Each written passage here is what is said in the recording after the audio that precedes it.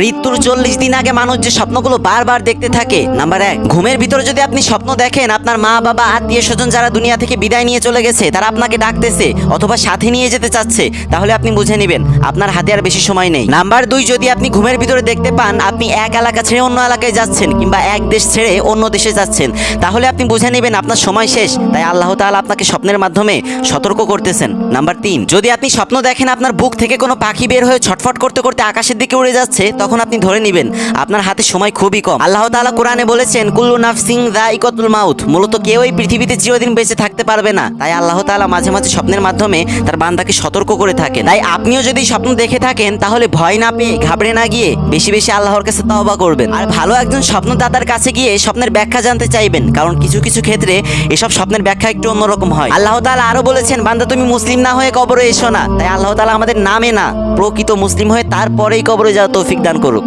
আমিন।